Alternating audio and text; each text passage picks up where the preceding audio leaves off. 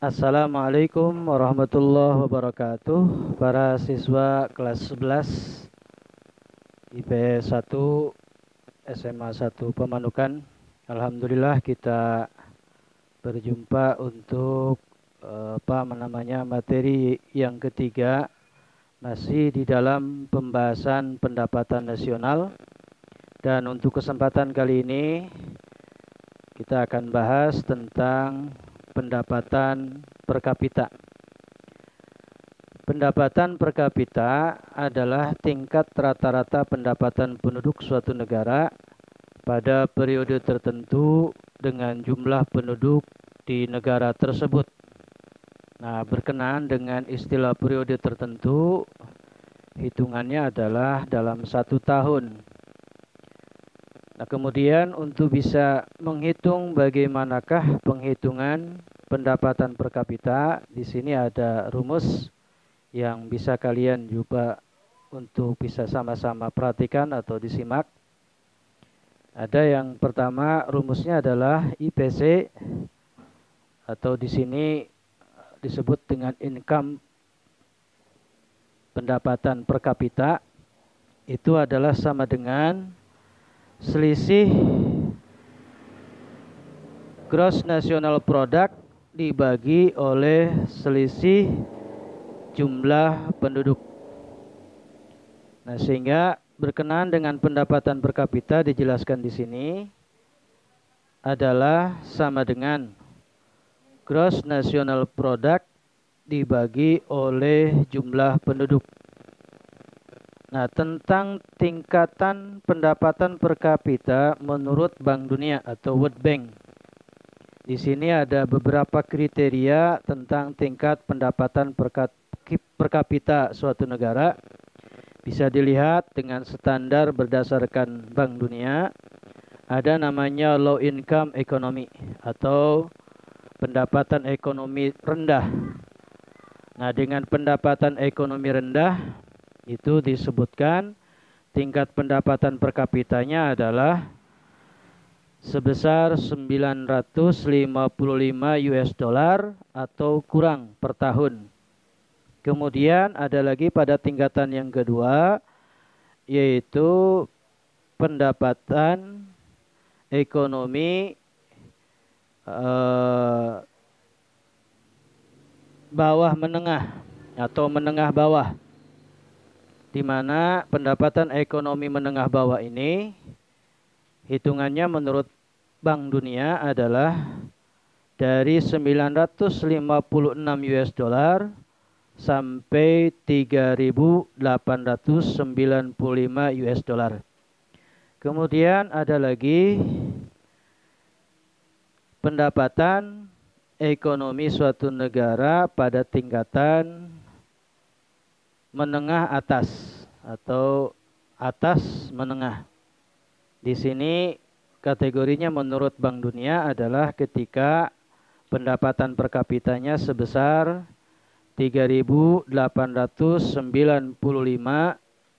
US dollar sampai 12.055 US dollar. Kemudian ada lagi pada tingkatan pendapatan ekonomi tertinggi atau disebut dengan high income economic. High income economic atau pendapatan ekonomi tertinggi adalah menurut Bank Dunia 12.055 US dollar atau lebih.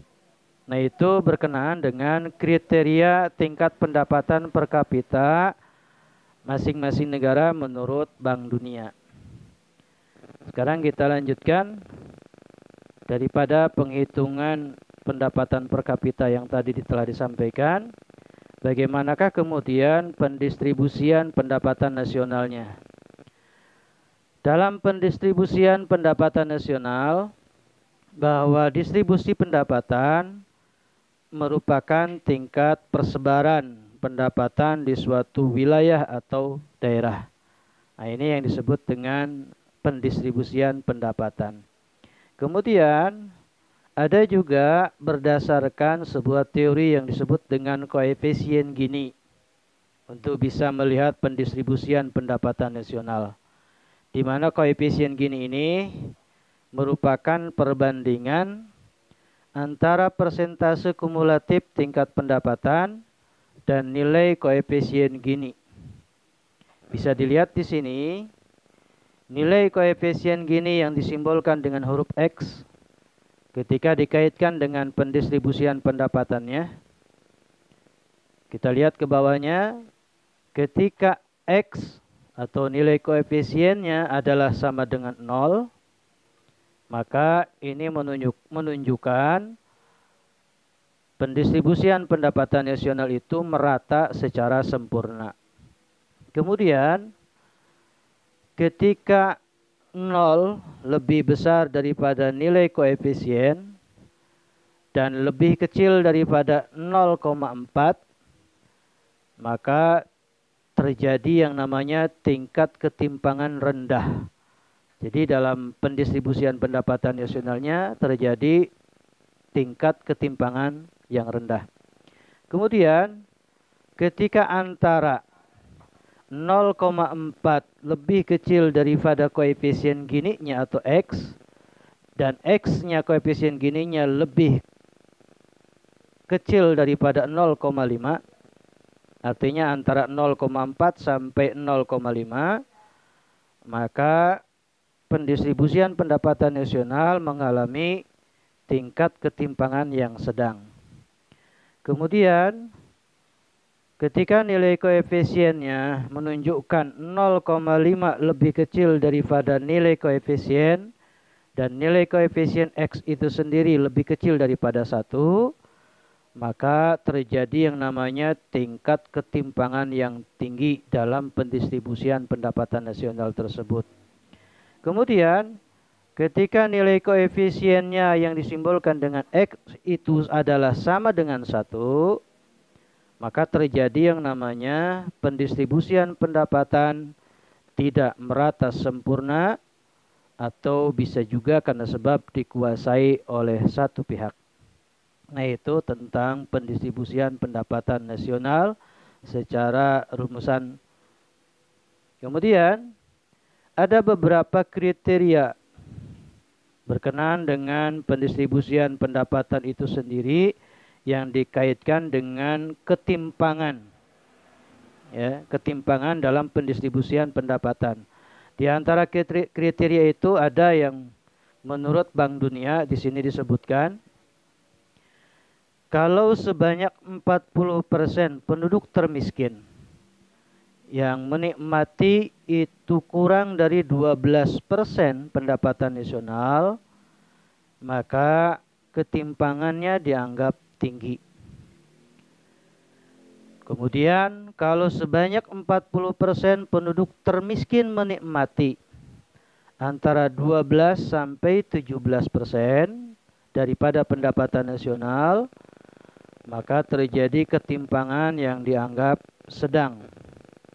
Kemudian ketika sebanyak 40% penduduk termiskin menikmati lebih daripada 17% dari pendapatan nasional, maka tingkat ketimpangannya dianggap rendah. Nah, ini dalam pendistribusian pendapatan menurut kriteria Bank Dunia. Kemudian bagaimana untuk bisa mengukur tingkat kemiskinan? Nah, di antara kriteria untuk bisa mengukur tingkat kemiskinan bisa dilihat di antaranya, pertama, berdasarkan kebutuhan fisik minimum atau yang disingkat KFM. Kemudian ada yang namanya, kedua, kemiskinan absolut menggunakan tingkat konsumsi dalam takaran ekuivalen. Kemudian yang ketiga, ada yang namanya ambang kemiskinan menurut Bank Dunia tentang pemenuhan kebutuhan fisik yang semestinya 2100 kalori sehari yang dinyatakan dalam bentuk uang. Kemudian ada yang namanya berdasarkan BPS.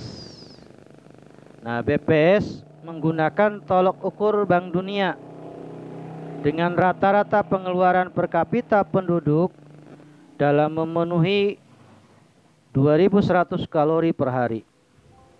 Nah, ini untuk bisa mengukur tingkat kemiskinan.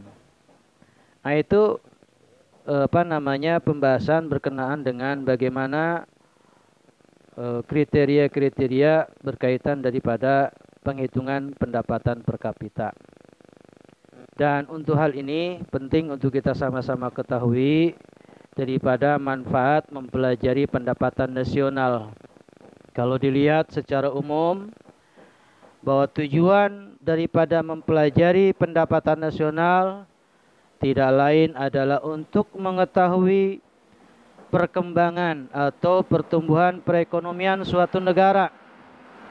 Jadi, kalau ingin mengetahui apakah suatu perekonomian itu berkembang atau tidak, bisa dilihat saja bagaimana kecenderungan kondisi pendapatan nasionalnya. Namun yang umum dipakai sebagai indikator pertumbuhan suatu perekonomian adalah yang disebut dengan PNB per kapita, pendapatan nasional bruto per kapita. Nah, kalau secara khusus ya manfaat mempelajari pendapatan nasional ini untuk mengetahui tentang struktur ekonomi suatu negara.